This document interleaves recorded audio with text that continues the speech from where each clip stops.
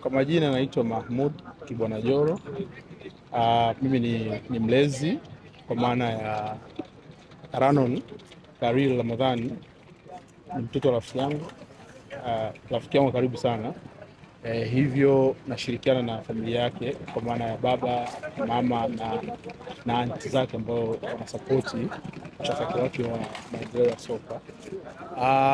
Tumetokea Spain ambako alikwa na klabu ya Atletico Madrid, wana academy yao ya watoto.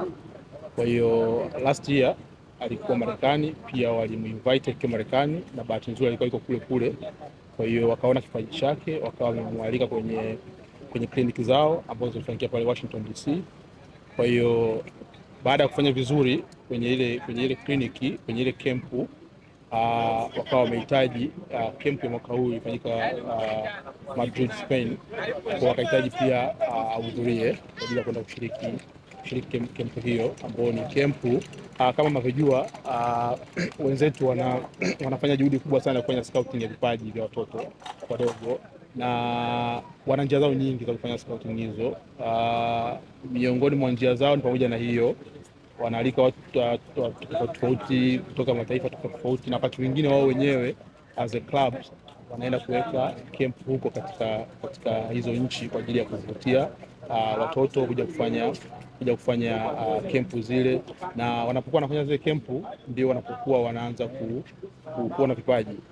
Kwa hiyo wanapoanza kuona vile vipaji, baadaye kwenye camp zao zingine wanawainvite kwa wale watu ambao wanahisi kwamba walifanya vizuri camp iliyopita. Sawa, kwa invite kwa ajili ya kuja kufanya tena. Kwa hiyo hii ilikuwa ni session ya pili ambayo tumemaliza, na tutakuwa kuna ya tatu, na kadri session inafanyika mnakuwa mnaanza idadi kubwa ya watu. Mnaanza idadi almost watu 100, baadaye mnaenda mnapunga 30, baadaye mnaenda hivyo hivyo.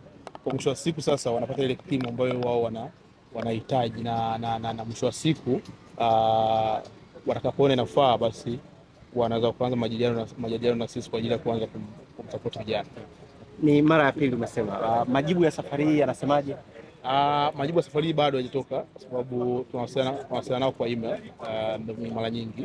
Kwa hiyo majibu yanatoka, ila kwa sisi ambao kama wazazi tulikuwa pale uwanjani tumeona akafanya vizuri, alikuwa na score, na kuna nyakati zingine alikuwa anabadilishwa nafasi, ni striker ila kuna wakati anacheza kama goalkeeper. Kwa hiyo walikuwa wanampa nafasi nyingi baada ya kuona kwamba ana uwezo wa kupiga na uwezo wa kucheza mpira, na ni mtu ambaye ana ari, muda mwingi anataka kucheza mpira kuliko watu wengine. Na ukizingatia ni kipindi cha baridi ndiko mwishoni, ila kawa ni mtu kujitahidi, kawa ni mtu ambaye muda mwingi anataka mpira. Kuna muhimu gani kuwekeza katika vijana wadogo, hasa katika Tanzania tunapoona nafasi kwenda katika soka la Ulaya wakiwa na umri mdogo? Dunia sasa inahama, dunia imehama. Wazazi wengi wamekuwa na ari ya kuwekeza kwenye michezo. Kama mnavyojua, mpira sasa hivi ni ajira, na mpira unalipa, na mpira ni kazi kama kazi nyingine. Kwa hiyo kumekuwa na mwamko mkubwa kwa wazazi wengi kwa sasa. Kwa kuna umuhimu kubwa sana kuwekeza kwenye kipaji cha mtoto mdogo. Kwa umri wake ni mwanafunzi, mnawezaje kuchanganua kipaji na masomo ya darasani kwamba asimisi vyote kwa wakati mmoja? Kwanza tunashukuru shule yake, wamekuwa sana ushirikiano. Kwa mfano kipindi hichi tumeenda ni kipindi ambacho tayari wameshafungua shule, ila walikuwa kuturuhusu kwamba aweze kuenda kushiriki na wao pia, sababu ni shule inathamini na inatambua thamani ya michezo kwa vijana. Kwa hiyo umetupa nafasi, na vile kama wazazi, ndio maana mimi nipo hapa kama msaidizi, nitaidi kusimamia kwamba aende shule wakati huo, na masomo ya jioni wakati huo, mtoto wa Kiislamu anataka aende madrasa wakati huo pia, na sessions za kucheza mpira. Kwa hiyo tunajitahidi na kuzingatia ni mtoto mdogo. Kwa hiyo kuna wakati mwingine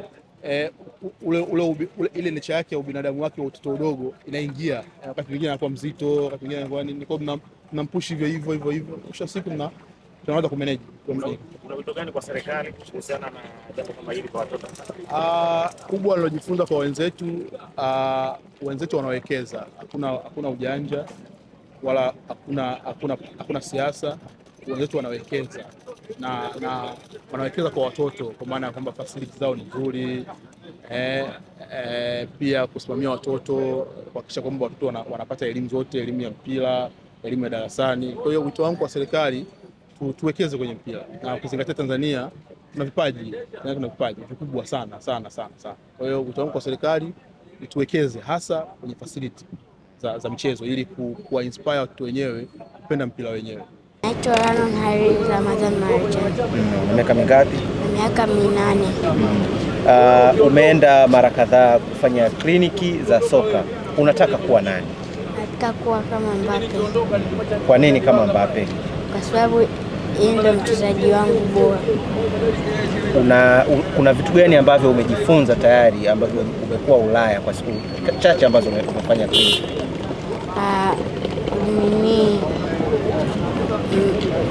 Passing, defending and always tactics.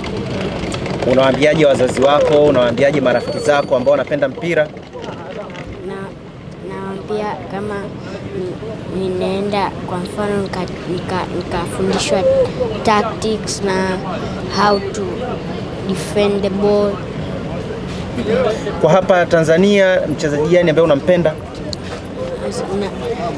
Lionel Ateba. Lionel Ateba. Na kwa nini unampenda Ateba? Kwa sababu yeye napenda Simba mimi. Sawa, shukrani sana. Kila la heri. Crown Media. Hapa ni nyumbani.